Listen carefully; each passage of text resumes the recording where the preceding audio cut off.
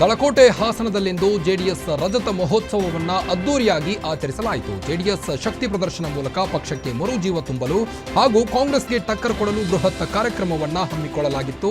ಕಾರ್ಯಕ್ರಮದಲ್ಲಿ ಮಾಜಿ ಪ್ರಧಾನಿ ಎಚ್.ಡಿ. ದೇವೇಗೌಡ ಹಾಗೂ ಕೇಂದ್ರ ಸಚಿವ ಕುಮಾರಸ್ವಾಮಿ, ನಿಖಿಲ್ ಕುಮಾರಸ್ವಾಮಿ, ಸೂರಜ್ ರೇವಣ್ಣ ಶಾಸಕ ಜೊತೆಗೆ ಜೆಡಿಎಸ್ ಕಾರ್ಯಕರ್ತರು ಭಾಗಿಯಾಗಿದ್ದರು. ಸಮಾವೇಶದಲ್ಲಿ 2 ಲಕ್ಷಕ್ಕೂ ಅಧಿಕ ಮಂದಿ ಭಾಗಿಯಾಗಿದ್ದರು.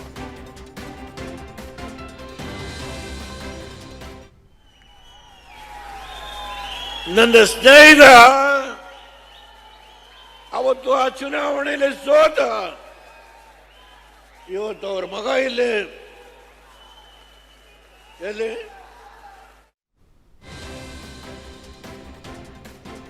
ಕೇಂದ್ರ ಸರ್ಕಾರದಿಂದ ಪ್ರಧಾನಮಂತ್ರಿ ಆವಾಸ್ ಯೋಜನೆಯಡಿಯಲ್ಲಿ 42,345 ಮನೆಗಳ ಹಂಚಿಕೆ ಕಾರ್ಯಕ್ರಮವನ್ನು ಹುಬ್ಬಳ್ಳಿಯಲ್ಲಿ ಮಾಡಲಾಗಿದೆ. ಸಿಎಂ ಸಿದ್ದರಾಮಯ್ಯ, ಎಐಸಿಸಿ ಅಧ್ಯಕ್ಷ ಮಲ್ಲಿಕಾರ್ಜುನ್ ಖರ್ಗೆ ಹಾಗೂ ಸಚಿವ ಸಂಪುಟದ ಅನೇಕ ಸಚಿವರು ಕಾರ್ಯಕ್ರಮದಲ್ಲಿ ಭಾಗಿಯಾಗಿದ್ದರು. ಆದರೆ ಮನೆಗಳ ಹಂಚಿಕೆ ಕಾರ್ಯಕ್ರಮದಲ್ಲಿ ಶಿಷ್ಟಾಚಾರ ಉಲ್ಲಂಘನೆಯಾಗಿದೆ ಎಂದು ಆರೋಪಿಸಿ ಹುಬ್ಬಳ್ಳಿಯಲ್ಲಿ ಬಿಜೆಪಿ ಕಾರ್ಯಕರ್ತರು ಪ್ರತಿಭಟನೆ ಕೂಡ ನಡೆಸಿದ್ದಾರೆ. ಇನ್ನು ಕೇಂದ್ರ ಸರ್ಕಾರದ ವಸತಿ ಯೋಜನೆಯಲ್ಲಿ ಹಣ ಬಿಡುಗಡೆಯಾಗಿದೆ, ಆದರೆ ಬಿಜೆಪಿ ಶಾಸಕರನ್ನ ಕಾರ್ಯಕ್ರಮಕ್ಕೆ ಆಹ್ವಾನಿಸಿಲ್ಲ ಎಂದು ಆಕ್ರೋಶವನ್ನು ಹೊರಹಾಕಿದ್ದಾರೆ. ಮನೆಗಳ ಹಸ್ತಾಂತರ ಕಾರ್ಯಕ್ರಮದಲ್ಲೂ ಸ್ವಾರ್ಥ ರಾಜಕಾರಣ ಮಾಡುವುದು ಸರಿಯಲ್ಲ ಎಂದು ಸರ್ಕಾರದ ವಿರುದ್ಧ ಧಿಕ್ಕಾರ ಕೂಗಿ ಆಕ್ರೋಶವನ್ನು ಹೊರಹಾಕಿದರು.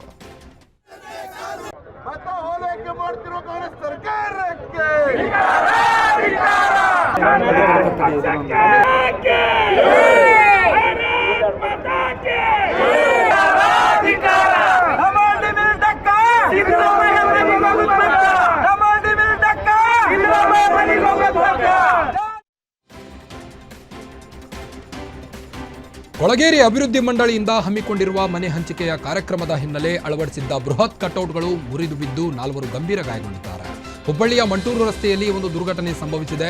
ಕಾರ್ಯಕ್ರಮದ ಹಿನ್ನೆಲೆ ಕಾಂಗ್ರೆಸ್ನಿಂದ ಮಂಟೂರು ರಸ್ತೆಯ ಅಕ್ಕಪಕ್ಕ ಹಾಗೂ ಕಾರ್ಯಕ್ರಮ ನಡೆಯುವ ಸ್ಥಳದಲ್ಲಿ ಸಿಎಂ ಸಿದ್ದರಾಮಯ್ಯ, ಸಚಿವ ಜಮೀರ್ ಅಹ್ಮದ್ ಖಾನ್ ಹಾಗೂ ಇತರೆ ಕಾಂಗ್ರೆಸ್ ನಾಯಕರ ಬೃಹತ್ ಕಟೌಟ್ ಅಳವಡಿಸಲಾಗಿತ್ತು. ಸಿಎಂ ಮತ್ತು ಸಚಿವ ಜಮೀರ್ ಅಹ್ಮದ್ ಅವರ ಕಟೌಟ್ಗಳು ಮುರಿದು ಬಿದ್ದು ಅದರ ಕೆಳಗಿದ್ದ 3 ಗಂಭೀರ ಗಾಯಗೊಂಡಿದ್ದಾರೆ. ಗಾಯಾಳುಗಳನ್ನು ಹುಬ್ಬಳ್ಳಿ ಖಾಸಗಿ ಆಸ್ಪತ್ರೆಯಲ್ಲೀಗ ದಾಖಲಿಸಿ ಚಿಕಿತ್ಸೆ ಕೂಡ ನೀಡಲಾಗ್ತಾ ಇದೆ.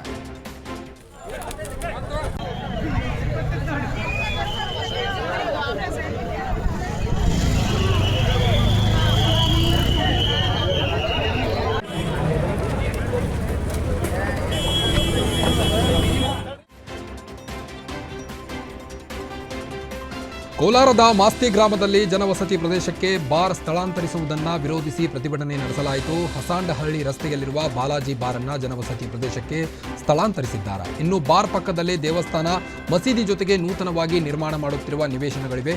ಬಾರ್ನಿಂದ ನಿವಾಸಿಗಳಿಗೆ ತೊಂದರೆಗಳ ಬಗ್ಗೆ ದೂರು ನೀಡಿದರು.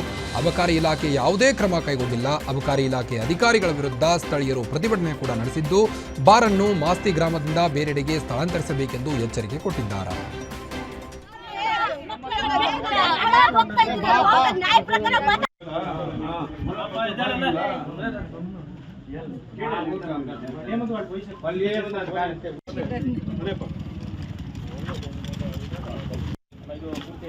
ಆಯ್ತು, ಇಲ್ಲಿ ನೋಡ್ಕೊಪ್ಪ ಎಷ್ಟು ಅಂತ, ಆಮೇಲೆ ಅದು ನಾವು ಮತ್ತೆ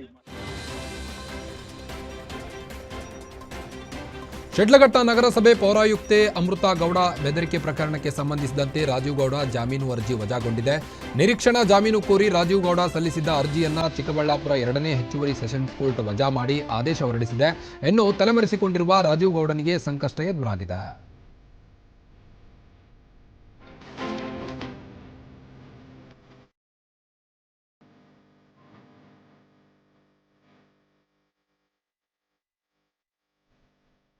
ಬೀದರ್ನಲ್ಲಿ ಮನ್ರೇಗಾ ಉಳಿಸಿ ಗ್ರಾಮ ರಕ್ಷಿಸಿ ಎಂಬ ಘೋಷವಾಕ್ಯದೊಂದಿಗೆ ಮನ್ರೇಗಾ ಬಚಾವ್ ಆಂದೋಲನವನ್ನು ಆಯೋಜಿಸಲಾಗಿತ್ತು. ಜಿಲ್ಲಾ ಉಸ್ತುವಾರಿ ಸಚಿವ ಈಶ್ವರ್ ಖಂಡ್ರೆ ನೇತೃತ್ವದಲ್ಲಿ ಪ್ರತಿಭಟನೆ ಮಾಡಲಾಯಿತು. ನಗರದ ಮಡಿವಾಳ ವೃತ್ತ ಮೂಲಕ ಡಿಸಿ ಕಚೇರಿಯವರೆಗೆ ಮೆರವಣಿಗೆ ಮಾಡಿ ಕೇಂದ್ರ ಸರ್ಕಾರದ ವಿವಿ ರಾಮ್ಜಿ ಕಾಯ್ದೆ ವಿರುದ್ಧ ಧಿಕ್ಕಾರ ಕೂಗಿ ಗಾಂಧಿ ವಿರೋಧಿ ಬಿಜೆಪಿ ಎಂದು ಆಕ್ರೋಶವನ್ನು ಹೊರಹಾಕಿದರು.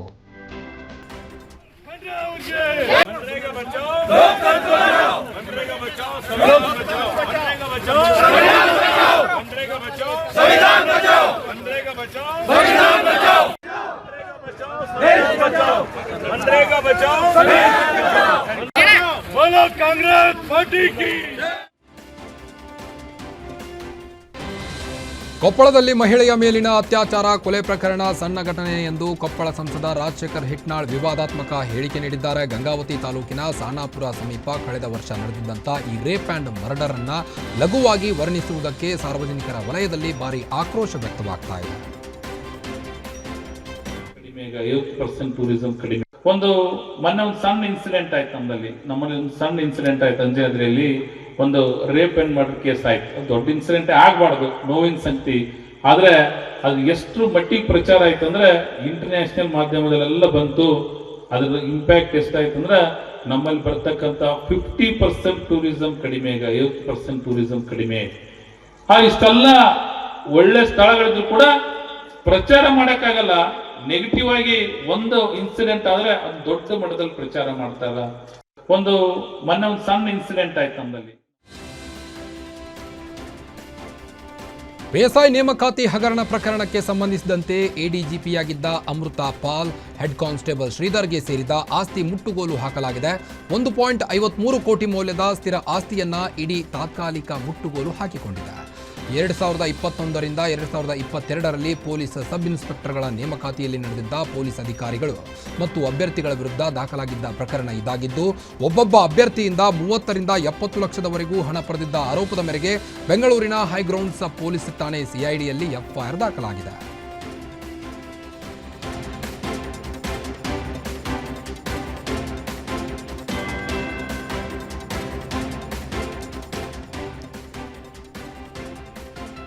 ಗ್ಯಾರಂಟಿ ಸರ್ಕಾರದ ಹಣ ಬೇಡ, ನಮಗೆ ಪಗಾರ ಹಣ ಕೊಡಿಸಿ ಎಂದು ಬೊಮ್ಮಾಯಿ ಪುತ್ರ ಭರತ್ ಬಳಿ ಮಹಿಳೆಯೋರ್ವಳು ಗೋಗರೆದಿದ್ದಾಳೆ. ಹಾವೇರಿ ಜಿಲ್ಲೆಯ ಶಿಗ್ಗಾವಿ ತಾಲೂಕಿನ ಗೊಟಗೋಡಿಯಲ್ಲಿ ಈ ಒಂದು ಘಟನೆ ಸಂಭವಿಸಿದ್ದು, ನೊಂದ ಮಹಿಳೆಗೆ ಕಳೆದ 6 ತಿಂಗಳಿನಿಂದ ಸಂಬಳ ಬಂದಿರಲಿಲ್ಲ.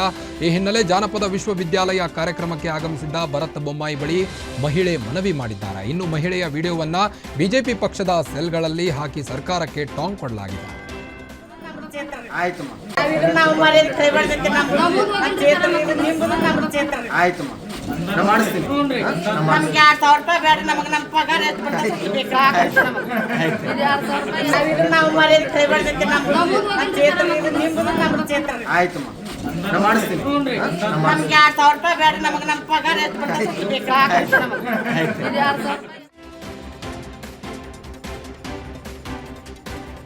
ಉತ್ತರ ಕನ್ನಡ ಜಿಲ್ಲೆಯ ಕಾರವಾರದಲ್ಲಿನ ಪಿಕಳೆ ಆಸ್ಪತ್ರೆಯ ಔಷಧ ವಿತರಕರಾಗಿದ್ದ ರಾಜು ಆತ್ಮಹತ್ಯೆ ಪ್ರಕರಣಕ್ಕೆ ಸಂಬಂಧಿಸಿದಂತೆ ಸೋಷಿಯಲ್ ಮೀಡಿಯಾದಲ್ಲಿ ಈಗ ಅವಮಾನಕಾರಿ ವಿಡಿಯೋವೊಂದು ವೈರಲ್ ಮಾಡಿದ್ದ ಮೂವರನ್ನ ಪೊಲೀಸರು ಬಂಧಿಸಿದ್ದಾರೆ.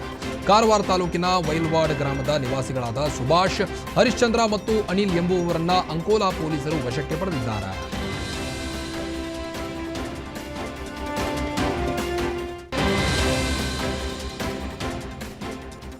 ಬೊಲೆರೋ ವಾಹನ ಡಿಕ್ಕಿ ಹೊಡೆದು ದ್ವಿಚಕ್ರದಲ್ಲಿ ತೆರಳುತ್ತಿದ್ದ ತಾಯಿ ಮತ್ತು ಮಗು ಸ್ಥಳದಲ್ಲೇ ಸಾವನ್ನಪ್ಪಿರುವ ಘಟನೆ ಬೆಂಗಳೂರು ಗ್ರಾಮಾಂತರ ಜಿಲ್ಲೆಯ ನೆಲಮಂಗಲ ತಾಲೂಕಿನ ಗುಂಡೇಹಳ್ಳಿಯಲ್ಲಿ ಆಗಿದೆ. 45 ವರ್ಷದ ಶ್ವೇತಾ ಹಾಗೂ 26 ವರ್ಷದ ಮಗು ಪ್ರಜ್ವಲ್ ಮೃತ ದುರ್ದೈವಿಗಳು. ಇನ್ನು ಡಿಮಾರ್ಟ್ನಿಂದ ರೇಷನ್ ತಗೊಂಡು ಮನೆ ಕಡೆಗೆ ವಾಪಸ್ಸಾಗುವ ವೇಳೆ ದುರ್ಘಟನೆ ನಡೆದಿದ್ದು, ಸ್ಥಳಕ್ಕೆ ತ್ಯಾಮ್ಗೊಂಡು ಪೊಲೀಸರು ಭೇಟಿ ಕೊಟ್ಟು ಪರಿಶೀಲನೆ ನಡೆಸಿದ್ದಾರೆ.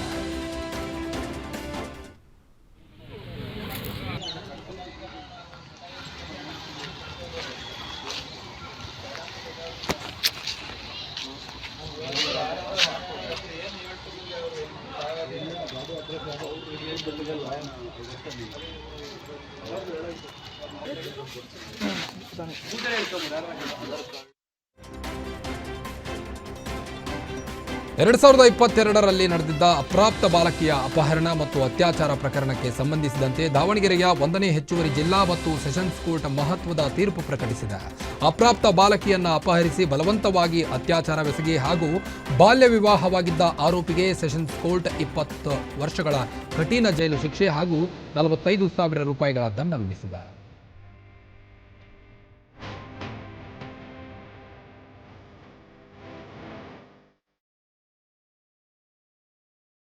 ಕುಡಿದು ವಾಹನ ಚಲಾಯಿಸಿದರೆ ನಿಮ್ಮ ಡಿಎಲ್ ಕ್ಯಾನ್ಸಲ್ ಆಗುವುದು ಫಿಕ್ಸ್ ಆಗಿದೆ. ಪಾನಮತ್ತರಾಗಿ ಡ್ರೈವಿಂಗ್ ಮಾಡಿದವರ ವಿರುದ್ಧ ಸಂಚಾರಿ ಪೊಲೀಸರು ಕಠಿಣ ಕ್ರಮ ಕೈಗೊಳ್ಳುತ್ತಿದ್ದಾರೆ. ಕಳೆದ ವರ್ಷ ಬರೋಬ್ಬರಿ 12,900 ಚಾಲಕರ ಡಿಎಲ್ ಕ್ಯಾನ್ಸಲ್ ಆಗಿ ಶಿಫಾರಸು ಮಾಡಲಾಗಿತ್ತು. ಇದರಲ್ಲಿ ಆರ್ಟಿಒದಿಂದ 11,500 ಜನರ ಡ್ರೈವಿಂಗ್ ಲೈಸೆನ್ಸ್ ಕ್ಯಾನ್ಸಲ್ ಮಾಡಲಾಗಿದೆ.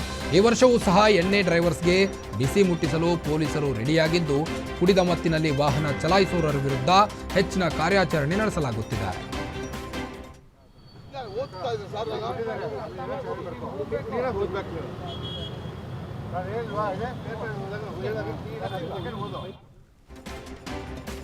ಮಂಡ್ಯದ ಗೊರವನಹಳ್ಳಿ ಪಂಚಾಯಿತಿಯಲ್ಲಿ ಭಾರಿ ಹೈ ಡ್ರಾಮಾ ನಡೆದಿದೆ. ಪಿಡಿಒ ಸೂಚನೆ ಮೇರೆಗೆ ಕಡತ ರವಾನಿಸುತ್ತಿದ್ದ ಪಂಚಾಯಿತಿ ಸಿಬ್ಬಂದಿಯನ್ನ ಸ್ಥಳೀಯರು ತಡೆದಿದ್ದಾರೆ. ಮದ್ದೂರು ನಗರಸಭೆ ಸೇರ್ಪಡೆಗೆ ಗ್ರಾಮಸ್ಥರ ವಿರೋಧ ವ್ಯಕ್ತಪಡಿಸಿದ್ದು, ಕಳೆದೊಂದು ತಿಂಗಳಿನಿಂದ ಗ್ರಾಮಸ್ಥರು ಪಂಚಾಯಿತಿ ಮುಂದೆ ಧರಣಿ ಕೂತು ಪ್ರತಿಭಟಿಸುತ್ತಿದ್ದಾರೆ. ಇನ್ನು ಗ್ರಾಮಸ್ಥರು ಅಡ್ಡಿಪಡಿಸಿದ್ದಕ್ಕೆ ಪೊಲೀಸರಿಗೆ ಪಿಡಿಒ ದೂರು ನೀಡಿದ್ದು, ಸ್ಥಳಕ್ಕೆ ಬಂದ ಪೊಲೀಸರು ಗೊರವನಹಳ್ಳಿ ಗ್ರಾಮಸ್ಥರಿಗೆ ತರಾಟೆಗೆ ತೆಗೆದುಕೊಂಡಿದ್ದಾರೆ. ಸರ್ಕಾರಿ ಕೆಲಸಕ್ಕೆ ಅಡ್ಡಿ ಮಾಡಿದ ಗ್ರಾಮಸ್ಥರಿಗೆ ಪೊಲೀಸರು ಕಾನೂನು ಕ್ರಮದ ಎಚ್ಚರಿಕೆ ಕೊಟ್ಟಿದ್ದಾರೆ.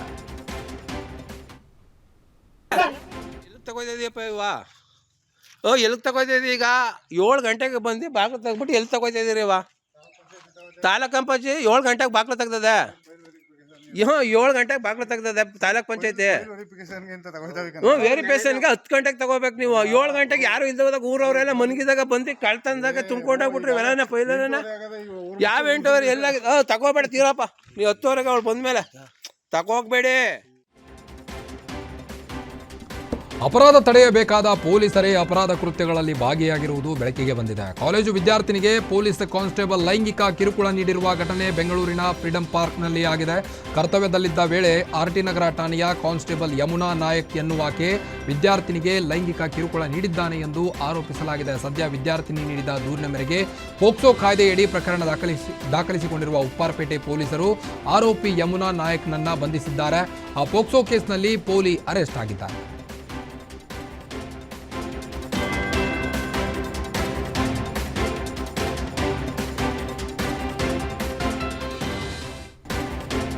ಗದಗ ಜಿಲ್ಲೆಯ ಲಕ್ಕುಂಡಿಯಲ್ಲಿ ಉತ್ಖನನದ ಕಾರ್ಯ ಮುಂದುವರೆದಿದ್ದು ದಿನದಿಂದ ದಿನಕ್ಕೆ ಕುತೂಹಲ ಹೆಚ್ಚಾಗ್ತಾ ಇದೆ. ಮನೆಯಲ್ಲಿ ದೇವಾಲಯ ನೋಡಿದ್ದಾಯಿತು, ಈಗ ತೋಟದ ಮನೆ ಸರದಿ ಆರಂಭವಾಗಿದೆ. ತೋಟದ ಮನೆಯ ಗೋಡೆಗಳಲ್ಲೂ ಪ್ರಾಚ್ಯ ವಸ್ತುಗಳು ಪತ್ತೆಯಾಗಿವೆ. ಲಕ್ಕುಂಡಿ ಗ್ರಾಮದ ಹೊರವಲಯದಲ್ಲಿರುವ ತೋಟದ ಮನೆಯ ಗೋಡೆಗಳಿಗೆ ವಾಸ್ತುಶಿಲ್ಪ ಬಳಕೆ ಮಾಡಲಾಗಿದೆ. ಇದು ಸಾಲದೆಂಬಂತೆ ತೋಟದ ಬಾವಿಗಳ ಕಟ್ಟಡಕ್ಕೂ ಐತಿಹಾಸಿಕ ಶಿಲೆಗಳ ಬಳಕೆ ಮಾಡಲಾಗಿದೆ. ದ್ವಾರಪಾಲಕ, ಅಲಂಕಾರ ಶಿಲೆ ಹಾಗೂ ದಾನಶಿಲೆ ಹಾಗೂ ಸರಸ್ವತಿ ಶಿಲ್ಪಕಲೆಗಳು ಪತ್ತೆಯಾಗಿವೆ. ಇವು ಹೊಯ್ಸಳರ ಕಾಲದ ಶಿಲ್ಪಕಲೆಗಳೆಂದು ಅಧಿಕಾರಿಗಳು ತಿಳಿಸಿದ್ದಾರೆ.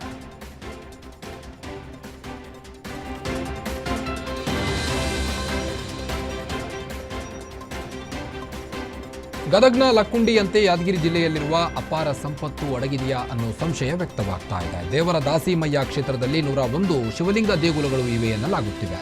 ಶಿವಲಿಂಗ ದೇಗುಲದ ಮೇಲೆಯೇ ಮನೆಗಳನ್ನು ನಿರ್ಮಾಣ ಮಾಡಲಾಗಿದ್ದು, ಕಲ್ಲು ಮಣ್ಣಿನಿಂದ ಬಹುತೇಕ ದೇಗುಲಗಳನ್ನು ಮುಚ್ಚಲಾಗಿದೆ. ಇನ್ನು ಚಾಲುಕ್ಯರ ಕಾಲದ ವಾಣಿಜ್ಯ ಕೇಂದ್ರ ಕೂಡ ಇತ್ತು ಎಂದು ಗ್ರಾಮಸ್ಥರು ಹೇಳಿದ್ದಾರೆ. ಇಲ್ಲಿ ದೇಗುಲ ಅಷ್ಟೇ ಅಲ್ಲ, ವಜ್ರ ಬಂಗಾರ ಸೇರಿ ಅಪಾರ ಸಂಪತ್ತು ಇದೆ ಎಂದು ಹೇಳಲಾಗ್ತಿದ್ದು, ದೇವಾಲಯದ ಸುತ್ತಲೂ ಉತ್ಖನನ ಮಾಡುವಂತೆ ಗ್ರಾಮಸ್ಥರು ಆಗ್ರಹಿಸಿದ್ದಾರೆ.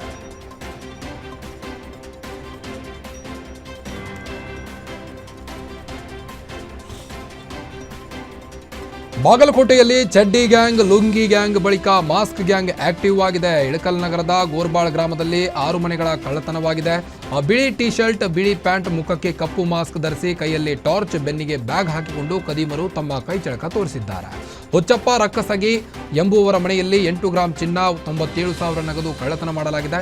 ಇನ್ನುಳಿದ 5 ಮನೆಯಲ್ಲಿ ಯಾವುದೇ ವಸ್ತುಗಳು ಸಿಗದೆ ಕದೀಮರು ವಾಪಸ್ಸಾಗಿದ್ದಾರೆ. ಖತರ್ನಾಕ್ ಕದೀಮರ ಕೈಚಳಕ ಸಿಸಿಟಿವಿಯಲ್ಲಿ ಸೆರೆಯಾಗಿದೆ. ಸ್ಥಳಕ್ಕೆ ಇಳಕಲ್ ನಗರದ ಪೊಲೀಸರು ಭೇಟಿ ಕೊಟ್ಟು ಪರಿಶೀಲನೆ ಕೂಡ ನಡೆಸಿದ್ದಾರೆ.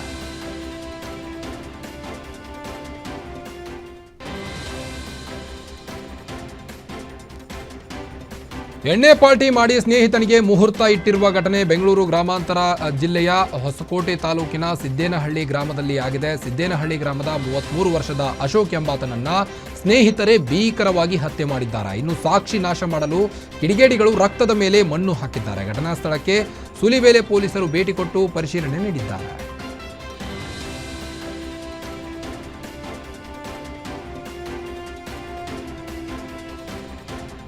ಖಾಸಗಿ ಬಸ್ ಒಂದು ಆಯಾ ತಪ್ಪಿ ಮಣ್ಣಿನ ಗುಡ್ಡಕ್ಕೆ ಡಿಕ್ಕಿಯಾಗಿದೆ. ಶಿರ್ಸಿ ತಾಲೂಕಿನ ಯಲ್ಲಾಪುರದ ಬಳಿ ಒಂದು ಘಟನೆಯಾಗಿದೆ. ಅಪಘಾತದಲ್ಲಿ ಚಾಲಕನಿಗೆ ಗಂಭೀರ ಗಾಯಗಳಾಗಿದ್ದು, ಹಲವರಿಗೆ ಸಣ್ಣ ಪುಟ್ಟ ಗಾಯಗಳಾಗಿವೆ. ಇನ್ನು ಗಾಯಾಳುಗಳನ್ನು ಆಸ್ಪತ್ರೆಗೆ ರವಾನಿಸಲಾಗಿದೆ. ಪ್ರಯಾಣಿಕರೆಲ್ಲ ಮೈಸೂರಿನವರಾಗಿರುವ ಮಾಹಿತಿ ದೊರಕಿದ್ದು, ಸ್ಥಳಕ್ಕೆ ಅಧಿಕಾರಿಗಳು ಭೇಟಿ ಕೊಟ್ಟು ಪರಿಶೀಲಿಸಿದ್ದಾರೆ.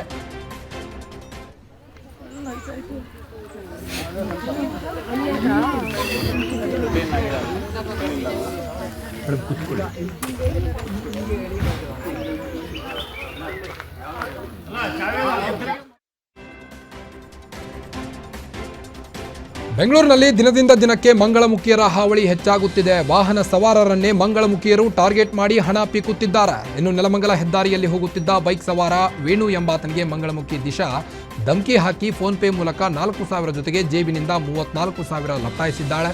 ಇನ್ನು ಬೈಕ್ ಸವಾರ ಸಮೀಪದ ನೆಲಮಂಗಲ ಠಾಣೆಗೆ ದೂರು ಕೊಟ್ಟಿದ್ದು, ಕೃತ್ಯ ನಡೆದ ಸ್ಥಳದಲ್ಲೇ ಮಂಗಳಮುಖಿಯನ್ನ ಅರೆಸ್ಟ್ ಮಾಡಲಾಗಿದೆ. ಇನ್ನು ತೃತೀಯ ಲಿಂಗಿಗಳ ದೌರ್ಜನ್ಯ ಗೊತ್ತಿದ್ರೂ ಸಹಿತ ಪೊಲೀಸರು ಕೈಕಟ್ಟಿ ಕುಳಿತಿದ್ದಾರೆ ಎಂದು ಸಾರ್ವಜನಿಕರು ಆಕ್ರೋಶವನ್ನು ಹೊರಹಾಕಿದ್ದಾರೆ.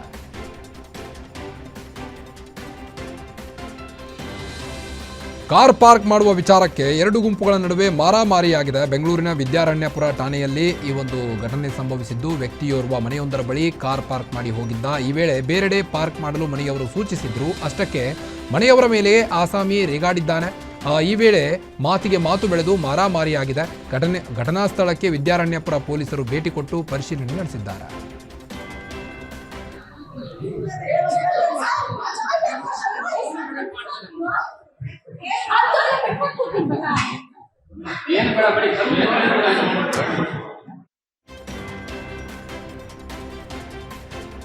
ಮಂಡ್ಯದ ನಾಗಮಂಗಲದಲ್ಲಿ ನಕಲಿ ದಾಖಲೆ ಸೃಷ್ಟಿಸಿ ಸರ್ಕಾರಿ ಭೂಮಿ ಮಂಜೂರು ಪ್ರಕರಣಕ್ಕೆ ಇಡಿ ಎಂಟ್ರಿ ಕೊಟ್ಟಿದೆ. ನಾಗಮಂಗಲ ತಾಲೂಕು ಕಚೇರಿಗೆ ತನಿಖೆ ನಡೆಸುತ್ತಿರುವ ಡಿವೈಎಸ್ಪಿ ಚಲುವರಾಜು ಹಾಗೂ ಲೋಕಾಯುಕ್ತ ಅಧಿಕಾರಿಗಳು ಭೇಟಿ ನೀಡಿ ದಾಖಲೆ ಪರಿಶೀಲನೆ ನಡೆಸಲಾಯಿತು.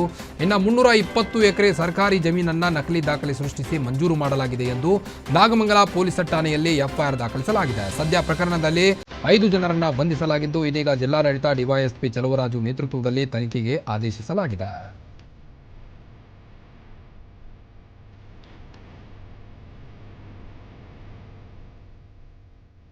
ಬಡಜನರ ಹಸಿವು ನೀಗಿಸಲು ರಾಜ್ಯ ಸರ್ಕಾರದಿಂದ ಕಡಿಮೆ ಬೆಲೆಗೆ ಆಹಾರ ಒದಗಿಸುವ ಇಂದಿರಾ ಕ್ಯಾಂಟೀನ್ ಅವ್ಯವಸ್ಥೆ ನೋಡಿ ಜನ ರೋಚಿಗೆದ್ದಿದ್ದಾರೆ. ಹಳಸಿದ ಇಡ್ಲಿ ಸಾಂಬಾರ್ ನೀಡುತ್ತಿದ್ದ ಹಿನ್ನೆಲೆ ಸಾರ್ವಜನಿಕರು ತರಾಟೆಗೆ ತೆಗೆದುಕೊಂಡ ಘಟನೆ ದಾವಣಗೆರೆ ಜಿಲ್ಲೆಯ ಹೊನ್ನಾಳಿ ಪಟ್ಟಣದ ಇಂದಿರಾ ಕ್ಯಾಂಟೀನ್ನಲ್ಲಿ ಆಗಿದೆ.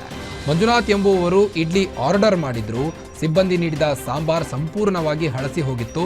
ಇದರಿಂದ ಅಸಮಾಧಾನಗೊಂಡ ಗ್ರಾಹಕರು ಈ ಬಗ್ಗೆ ವಿಚಾರಿಸಿದಾಗ ಸಿಬ್ಬಂದಿ ಕ್ಷಮೆ ಕೇಳುವ ಬದಲು ದರ್ಪ ತೋರಿದ್ದಾನೆ. ತಕ್ಷಣವೇ ಮಂಜುನಾಥ್ ಪುರಸಭೆ ಮುಖ್ಯಾಧಿಕಾರಿ ಲೀಲಾವತಿ ಕರೆ ಮಾಡಿ ವಿಷಯ ತಿಳಿಸಿದ್ದಾರೆ. ಲೀಲಾವತಿ ಅವರು ಕ್ಯಾಂಟೀನ್ಗೆ ತೆರಳಿ ಪರಿಶೀಲಿಸಿದಾಗ ಹಳಸಿದ ಸಾಂಬಾರ್ ನೀಡಿರುವುದು ದೃಢಪಟ್ಟಿದೆ. ಕೂಡಲೇ ತಪ್ಪಿತಸ್ಥರ ವಿರುದ್ಧ ಕ್ರಮಕ್ಕೆ ಸಾರ್ವಜನಿಕರು ಆಗ್ರಹಿಸಿದ್ದಾರೆ.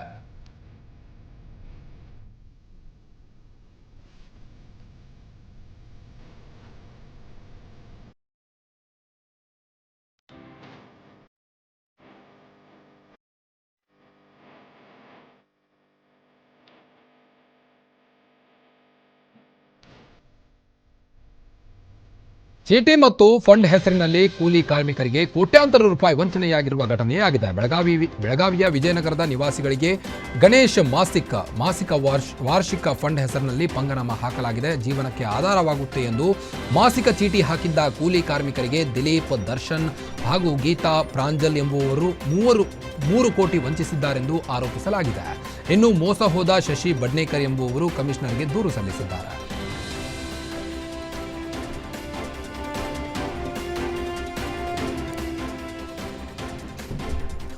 ಚಲಿಸುತ್ತಿದ್ದ ಕೆಎಸ್ಆರ್ಟಿಸಿ ಬಸ್ನತ್ತ ಜಿಗಿದು ಯುವಕ ಸ್ಥಳದಲ್ಲೇ ಪ್ರಾಣ ಬಿಟ್ಟಿರುವ ಘಟನೆ ತುಮಕೂರಿನ ಕುಣಿಗಲ್ ಪಟ್ಟಣದ ಅಗ್ರಹಾರದಲ್ಲಿ ಆಗಿದೆ. ಕೌಟುಂಬಿಕ ಕಲಹಕ್ಕೆ ಬೇಸತ್ತ ಕುಣಿಗಲ್ ನಿವಾಸಿ ತಿಮ್ಮೇಗೌಡ ಬಸ್ ಅಡಿ ಸಿಲುಕಿ ಆತ್ಮಹತ್ಯೆ ಮಾಡಿಕೊಂಡಿದ್ದಾರೆಂದು ಶಂಕಿಸಲಾಗಿದೆ. ಇನ್ನು ಯುವಕ ಬಸ್ಸಿಗೆ ಜಿಗಿದಿರುವ ಭಯಾನಕ ದೃಶ್ಯ ಸಿಸಿಟಿವಿಯಲ್ಲಿ ಸೆರೆಯಾಗಿದ್ದು, ಘಟನಾ ಸ್ಥಳಕ್ಕೆ ಕುಣಿಗಲ್ ಪೊಲೀಸರು ಭೇಟಿ ಕೊಟ್ಟು ಪರಿಶೀಲನೆ ನಡೆಸಿದ್ದಾರೆ.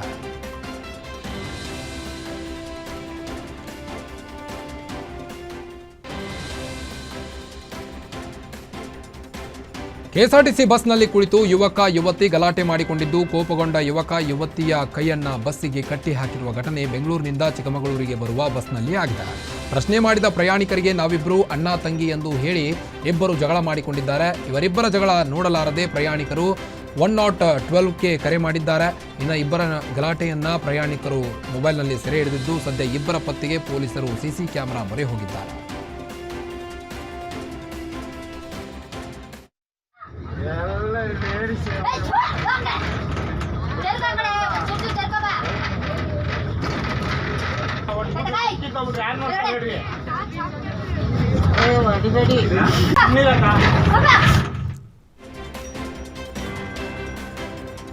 ಅಂತರ್ಜಾತಿ ಮ್ಯಾರೇಜ್ ಕಹಾನಿ ಮಧ್ಯೆ ಮತ್ತೊಂದು ಲವ್ ಟ್ವಿಸ್ಟ್ ಸಿಕ್ಕಿದೆ. ನವವಿವಾಹಿತರ ನಡುವಿನ ವೈವಾಹಿಕ ಕಲಹ ತೀವ್ರ ಸ್ವರೂಪ ಪಡೆದುಕೊಂಡಿದ್ದು, ಪತ್ನಿಯ ಕುಟುಂಬಸ್ಥರಿಂದ ಪತಿ ಹಲ್ಲೆಗೊಳಗಾದ ಘಟನೆ ಬೆಂಗಳೂರಿನ ಹೊರವಲಯ ಆನೇಕಲ್ನ ಅತ್ತಿಬೇಲೆಯಲ್ಲಿ ಆಗಿದೆ. ಪತಿ ಆರೋಪಕ್ಕೆ ಪ್ರತ್ಯಾರೋಪ ಮಾಡಿರುವ ಪತ್ನಿ ಆತನಿಗೆ ಅನೈತಿಕ ಸಂಬಂಧವಿದೆ ಎಂದು ಆರೋಪಿಸಿದ್ದಾಳೆ. ಅಂತರ್ಜಾತಿ ವಿವಾಹವಾಗಿದ್ದ ಅಂಬರೀಷ್ ಮತ್ತು ನಂದಿನಿ ನಡುವೆ ಮದುವೆಯಾಗಿ ತಿಂಗಳೊಳಗೆ ವೈಮನಸ್ಸು ಉಂಟಾಗಿತ್ತು. ಈ ಹಿನ್ನೆಲೆ ನವವಿವಾಹಿತೆಯ ಮಾವ ಸಂಪಂಗಿ ಅಂಬರೀಷ್ ಮೇಲೆ ಹಲ್ಲೆ ನಡೆಸಿದ್ದ. ಇದಕ್ಕೆ ಪ್ರತಿಯಾಗಿ ನಂದಿನಿ ಪತಿ ಮತ್ತೊಬ್ಬ ಯುವತಿಯೊಂದಿಗೆ ಪ್ರೇಮ ಸಂಬಂಧ ಹೊಂದಿದ್ದು ತನಗೆ ಮಾನಸಿಕ ಹಾಗೂ ದೈಹಿಕ ಕಿರುಕುಳ ನೀಡುತ್ತಿದ್ದ ಎಂದು ನಂದಿನಿ ಆರೋಪಿಸಿದ್ದಾಳೆ. ಮಲೆನಾಡು ಭಾಗದಲ್ಲಿ ಕಾಡಾನೆ ಹಾವಳಿ ಮುಂದುವರೆದಿದ್ದು, ಶಿವಮೊಗ್ಗ ಜಿಲ್ಲೆಯ ಪುರದಾಳು ಗ್ರಾಮದ ದುರ್ಗಾಂಬ ಕಾಲೋನಿಯಲ್ಲಿ ಕಾಡಾನೆ ದಾಳಿಯಾಗಿದ್ದು, ಗ್ರಾಮದ ಶಿವಣ್ಣ ಹಾಗೂ ವಸಂತ್ ಎಂಬುವರ ತೋಟಕ್ಕೆ ನುಗ್ಗಿ ಸುಮಾರು 30ಕ್ಕೂ ಹೆಚ್ಚು ಅಡಿಕೆ ಮರಗಳ ನಾಶ ಮಾಡಿದ್ದು, ಆನೆ ದಾಳಿ ಕಂಡು ಗ್ರಾಮಸ್ಥರು ಕಂಗಾಲಾಗಿದ್ದಾರೆ. ಅಲ್ಲದೆ ಪುರದಾಳು ಅಕ್ಕಪಕ್ಕದ ಹಳ್ಳಿಗಳಲ್ಲೂ ಕಾಡಾನೆ ಉಪಟಳ ಹೆಚ್ಚಿಸಿದ್ದು, ಕಾಡಾನೆ ದಾಳಿ ತಡೆಗಟ್ಟುವ ಜೊತೆಗೆ ಪರಿಹಾರ ಕೊಡುವಂತೆ ಗ್ರಾಮಸ್ಥರು ಒತ್ತಾಯಿಸಿದ್ದಾರೆ. ಲಂಚ ಪಡೆಯುವಾಗಲೇ ಎಫ್ಡಿಎ ಅಧಿಕಾರಿ ಲೋಕಾಯುಕ್ತ ಬಲೆಗೆ ಬಿದ್ದಿರುವ ಘಟನೆ ಕಲಬುರಗಿಯ ಜೇವರ್ಗಿಯ ತಹಶೀಲ್ದಾರ್ ಕಚೇರಿಯಲ್ಲಿ ಆಗಿದೆ. ಶಿವಕುಮಾರ್ ಎಂಬುವವರ ಜಮೀನು ಪಹಣಿಯಲ್ಲಿ ಸರ್ಕಾರಿ ಜಮೀನು ಅಂತ ನಮೂದು ಆಗಿದ್ದು, ಪಹಣಿಯಲ್ಲಿ ಹೆಸರು ತೆಗೆಯಲು ಎಫ್ಡಿಎ ಸತೀಶ್ 10,000 ಲಂಚ ಕೇಳಿದ್ದಾರೆ. ಈ ವೇಳೆ ಹಣವನ್ನ ಪಡೆಯುತ್ತಿದ್ದಾಗ ಲೋಕಾಯುಕ್ತ ಎಸ್ಪಿ ಸಿದ್ದರಾಜು ನೇತೃತ್ವದಲ್ಲಿ ದಾಳಿ ಮಾಡಿದ್ದು, ಎಫ್ಡಿಎ ಸತೀಶ್ನನ್ನು ಲಾಕ್ ಮಾಡಲಾಗಿದೆ.